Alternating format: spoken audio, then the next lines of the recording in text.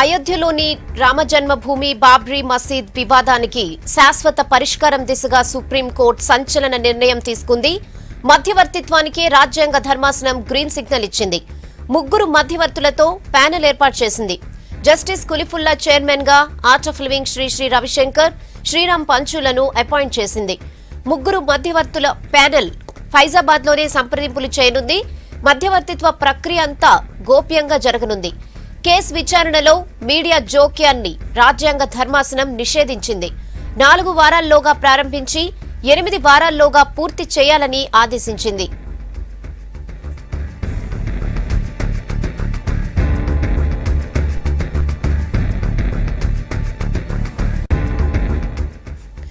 అయోధ్య వివాదంపై బుధవారం వాదనలు విన్న సీజే రంజన్ గొగోయ్ నేతృత్వంలోని 5 సభ్యుల రాజ్యాంగ ధర్మాసనం మధ్యవర్తుల ప్యానెల్ కు సానుకూలంగా స్పందించింది.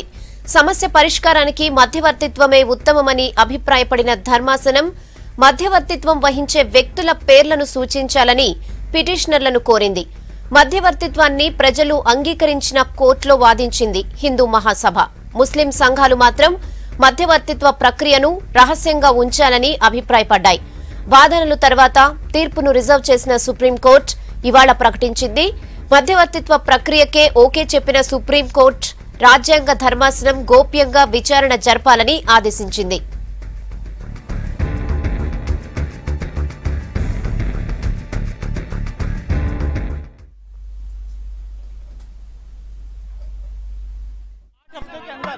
आठ हफ्ते के अंदर टाइम दिया मीडिएशन का। 8 हफ्ते के अंदर मीडिएशन प्रोसीडिंग्स खत्म हो गई। देखिए मध्यस्थता फैजाबाद में हो रही है। सुप्रीम कोर्ट ने इस मैटर को एक्सट्रीमली कॉन्फिडेंशियल रखने को कहा है और मैं आप सभी से निवेदन करूंगा कि प्रिंट और इलेक्ट्रॉनिक मीडिया मीडिएशन की प्रोसीडिंग्स को रिपोर्ट ना करें। सर नाम बता दीजिए, एक बार नाम बता दीजिए। ये भी कहा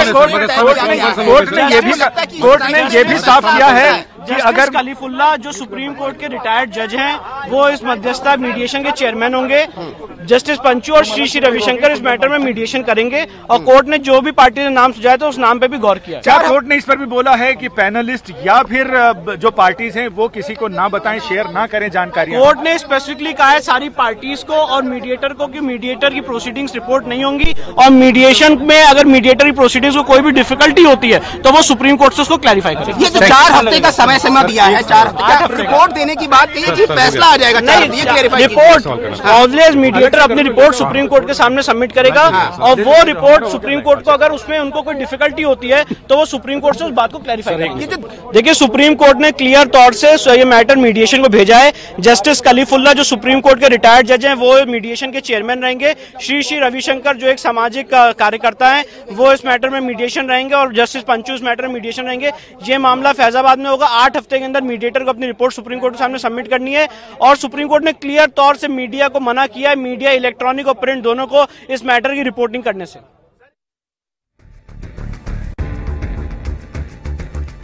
సుప్రీంకోర్టు తాజా డిసిషన్ పై అప్డేట్స్ భరత్ అందిస్తారు. భరత్ చెప్పండి, అయోధ్య కేసులో మధ్యవర్తిత్వంపై సుప్రీం తాజా తీర్పును ఎలా చూడాలి? రోజుల క్రితమే ఈ విషయమై వాదనలు ముగిశాయి. హిందూ సంస్థలేమో మధ్యవర్తిత్వాన్ని వ్యతిరేకించాయి. అదే సమయంలో ముస్లిం సంస్థలేమో మధ్యవర్తిత్వానికి తాము సిద్ధమే అని ప్రకటించాయి.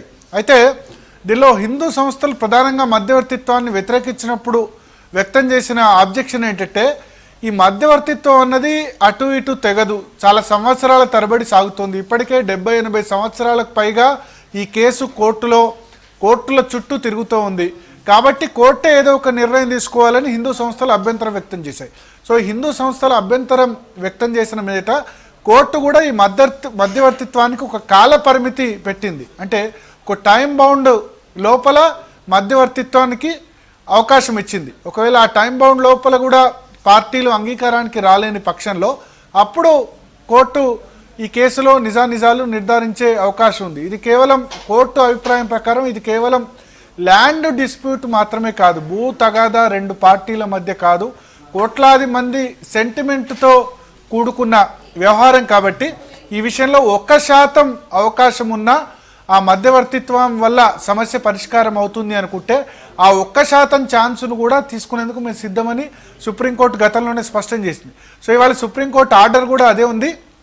8 వారాల లోపల మధ్యవర్తిత్వం కంప్లీట్ కావాలని చెప్పింది. ఇమ్మీడియట్గా విత్ ఇన్ 1 వీక్లో, అంటే ఈ ఆర్డర్ వచ్చిన వారం లోపల మధ్యవర్తిత్వం సంబంధించిన చర్చలు ప్రారంభమవుతాయి. 3 మధ్యవర్తులను నియమించింది సుప్రీంకోర్టు. ఒకళ్ళు art of living Sri Sri Ravishankar, రెండో వ్యక్తి సుప్రీంకోర్టు మాజీ న్యాయమూర్తిగా ఉన్న ఇబ్రహీం ఖలీఫుల్లా. ఈయన గతంలో న్యాయమూర్తిగా పనిచేశారు, సుప్రీంకోర్టు న్యాయమూర్తిగా, ఆ తర్వాత రిటైర్ అయ్యారు.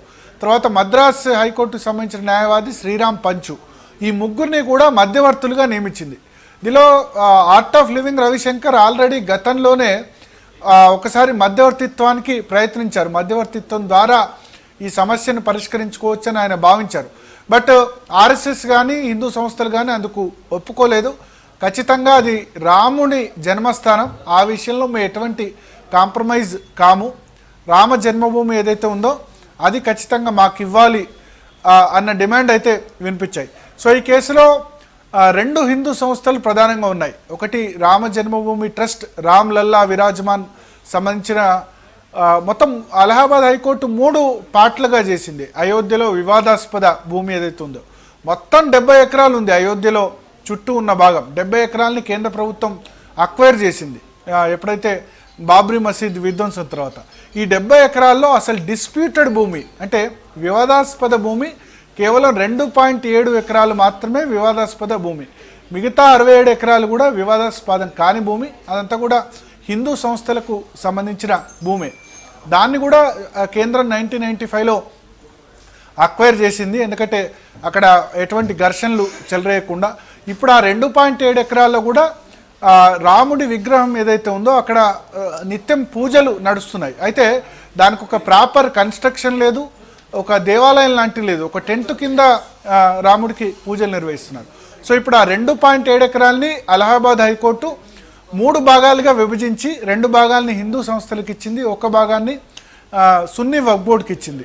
ఇప్పుడు మీడియేషన్లో కూడా ఈ 3 ఎవరైతే సుప్రీంకోర్టు చేత మధ్యవర్తులుగా అపాయింట్ చేయబడ్డారో వాళ్ళు ఒక అమికబుల్ సొల్యూషన్కు తీసుకొచ్చేందుకు ప్రయత్నించే అవకాశం ఉంది. అయితే హిందూ సంస్థలు చేస్తున్న డిమాండ్ ఇది రామ జన్మభూమి, రాముడు పుట్టిన ప్రాంతం కాబట్టి ఇక్కడ మీరు ఎక్కడైనా వేరే ప్లేస్లో మసీదు కట్టుకోండి, అందుకు కేంద్ర ప్రభుత్వం చేత రాష్ట్ర ప్రభుత్వం చేత ఒప్పిస్తామని వాళ్ళు ఆర్గ్యుమెంట్ చేస్తున్నారు. బట్ ఇది బాబ్రీ మసీదు అని ముస్లిం సంస్థలు కూడా చెప్తున్నాయి, అక్కడ ఆ విషయంలో కాంప్రమైజ్ లేదంటున్నాయి. సో ఈ 2 పార్టీల్ని ఒప్పించి ఏదో ఒక చోట ఏదో ఒకటి కనీసం అలహాబాద్ హైకోర్టుకైనా ఒప్పుకోండి. అలహాబాద్ హైకోర్టు పక్కపక్కనే మసీదు, బాబ్రీ మసీదు, తర్వాత రాముని టెంపుల్, ఈ 2 కూడా నిర్మించుకునేందుకు అవకాశం ఇచ్చింది. 2 పార్ట్స్ హిందూ సంస్థలకు ఇచ్చింది, 1 పార్ట్ ముస్లిం సంస్థకు ఇచ్చింది.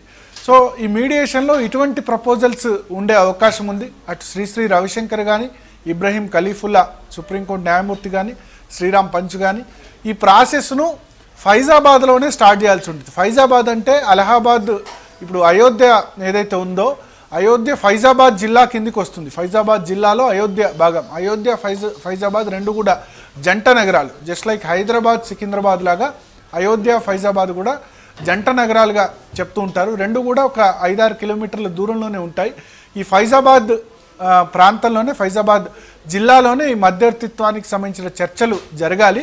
అయితే చర్చల సమాచారం కనుక మధ్యలో లీక్ అయితే 2 పార్టీల నుంచి కూడా ఒత్తిడి వచ్చే అవకాశం ఉంది. అందుకోసం సుప్రీంకోర్టు ఏం చేసిందంటే మీడియాను ఎట్టి పరిస్థితుల్లో పేపర్లలో పబ్లిష్ చేయొద్దు, టీవీ ఛానల్స్లో కూడా బ్రాడ్కాస్ట్ చేయొద్దు, మధ్యవర్తిత్వానికి సంబంధించిన వివరాల్ని ఎట్టి పరిస్థితుల్లో లీక్ చేయకూడదు 2 పార్టీలు.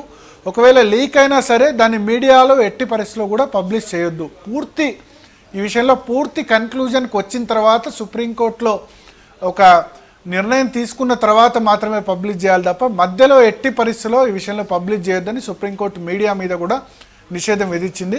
సో ఇప్పుడు కన్క్లూజన్ ఏంటంటే వారం రోజుల లోపల మధ్యవర్తిత్వానికి సంబంధించిన కమిటీ కూర్చుంటుంది, 3 నేతృత్వంలో కమిటీ. ఈ కమిటీ ఈ పిటిషనర్లు ఎవరైతే భాగంగా ఉన్నారో నిర్మోహి అఖరా, ఇది హిందూ సంస్థ, తర్వాత రామ జన్మభూమి ట్రస్ట్, రామ్ లల్లా విరాజమాన్ ట్రస్ట్, 3వది ఉత్తరప్రదేశ్ సున్నీ వక్ఫ్ బోర్డ్, ఈ పార్టీస్ అన్నిటిని కూడా పిలిచి కూర్చోబెట్టి అందరితో చర్చించి 4 వారాల లోపల సుప్రీంకోర్టుకు స్టేటస్ రిపోర్ట్ సబ్మిట్ చేయాల్సి ఉంటుంది. అంటే ఏదైనా పురోగతి ఉందా అని 1 మంత్ లోపల, చర్చలు ప్రారంభించిన 1 మంత్ లోపు, బహుశా ఇవాళ మార్చ్ 8వ తేదీ ఇంకో వారం లోపల మీడియేషన్ స్టార్ట్ చేయాల్సి ఉంటుంది. అంటే మార్చ్ 15th నుంచి 1 month అంటే ఏప్రిల్ 15th లోపు సుప్రీంకోర్టుకు ఒక స్టేటస్ రిపోర్ట్ ఇవ్వాల్సి ఉంటుంది. మే 15th లోపు దీనికి సంబంధించి మధ్యవర్తిత్వాన్ని కంప్లీట్ చేయాల్సి ఉంటుంది. ఒకవేళ కంప్లీట్ కాకుండా ఇంకొంచెం పురోగతి ఉంది, ఇంకొంచెం టైం ఇవ్వండి అని కమిటీ కోరితే కనుక టైం ఎక్స్టెండ్ చేసే అవకాశం ఉంది. బట్ 2 నెలల లోపల ఈ విషయంలో మధ్యవర్తిత్వంలో ఏమైనా అవకాశం ఉంటుందా, 2 పార్టీలు కూడా ఒప్పుకుంటాయా ఈ విషయంలో అన్నది సుప్రీంకోర్టుకు ఈ కమిటీ నివేదిక ఇవ్వాల్సి ఉంటుంది. 1 month లోపు ఏప్రిల్ 15th లోపే ఒక స్టేటస్ రిపోర్ట్ కూడా ఇవ్వాల్సి ఉంటుంది. రహానా. Okay Bharat, thanks for the updates.